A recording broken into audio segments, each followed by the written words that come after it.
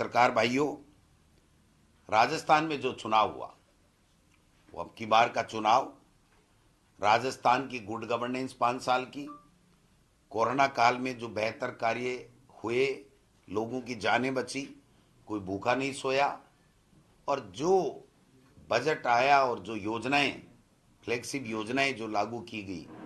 वो राजस्थान में नहीं बल्कि अपितु पूरे देश में चर्चा का विषय थी।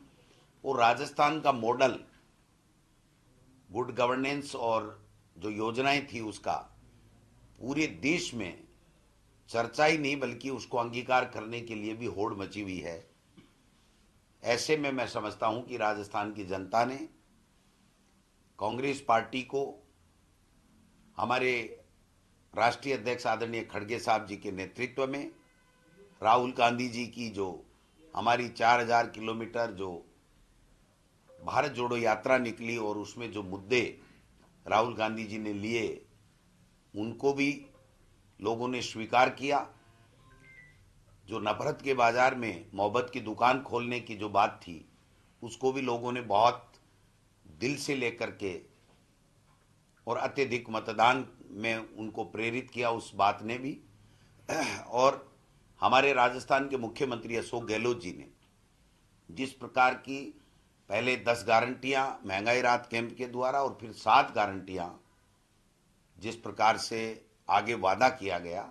जनता ने उस पर विश्वास किया है। और इन सब चीज़ों के साथ साथ जो राजस्थान में भारतीय जनता पार्टी की आपसी फूट, आपसी कलह, जो 7, 8, 9 मुख्यमंत्री स्वयंभू मुख्यमंत्री बने हुए थे, उनसे और राजस्थान की जनता के कोई भी मुद्दा उन्होंने 5 साल में प्रतिपक्ष के रूप में नहीं उठाया। उससे जनता नाराज थी और कांग्रेस पार्टी की नीतियों और कांग्रेस पार्टी के नेतृत्व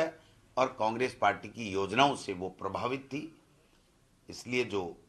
मतदान हुआ वो कांग्रेस के पक्ष में हुआ है। और राजस्थान में निश्चित रूप से 3 तारीख को जब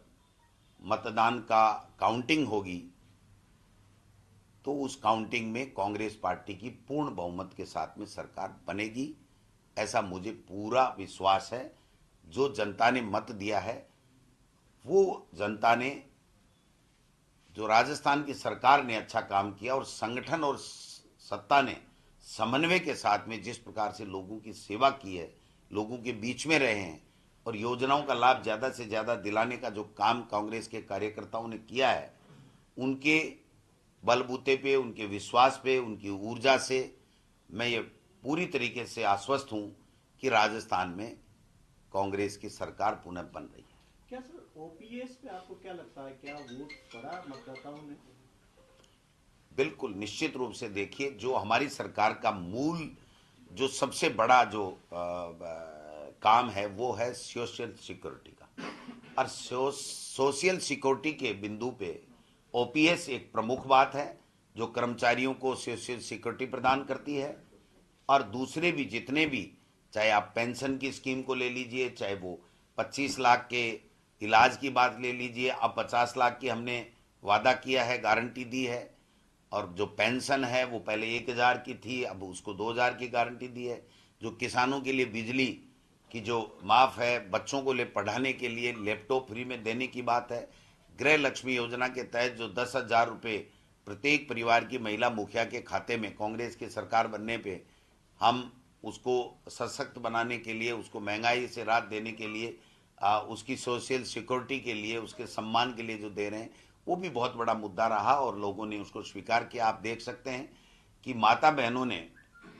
पुरुषों के मुकाबले अधिक मतदान किया है। युवाओं ने भी बढ़ चढ़ करके कांग्रेस की सरकार ने जो नौकरियां दी हैं और जो आगे 4 लाख सरकारी नौकरियां देने की जो वादा किया है उसको भी घोषणा पत्र में, उसको भी उन्होंने बहुत अप्रिशिएट किया। क्योंकि भारतीय जनता पार्टी ने पहले भी नौकरियों में हमारे से पीछे थी और अभी भी उन्होंने 2.5 लाख की बात की है। तो मैं समझता हूं कि ये सब चीज़ें मिला करके जो मतदान हुआ है उसके बाद में जो रुझान पब्लिक से आ रहे हैं, जो मीडिया से आ रहे हैं, जो राजनीतिक विश्लेषक हैं उनसे आ रहे हैं, उनसे सबसे एक ही बात निकल के आ रही है कि राज नहीं बदलेगा, रिवाज बदलेगा और कांग्रेस पार्टी पुनः राजस्थान में पूर्ण बहुमत के साथ सत्ता में आएगी। लेकिन सर धार्मिक ध्रुवीकरण आपको क्या लगता है कि क्या उसने असर डाला? और दूसरा, क्या पेपर लीक से आपके जो नए वोटर हैं, युवा मतदाताओं पे, उन पे असर पड़ा है? क्या वो प्रभावित हुए? देखिए, धार्मिक ध्रुवीकरण उनका प्रमुख एजेंडा होता है भारतीय जनता पार्टी का, लेकिन हमारी सरकार ने जिस प्रकार से सबको साथ लेकर के काम किए, मंदिरों में काम किए और सब धर्म के लोगों को, संतों को, जो मौलवियों को, सबको बुला करके कोरोना काल में सबकी राय लेकर के जो काम किया, उससे राजस्थान में इनका ये जो एजेंडा है धार्मिक ध्रुवीकरण का,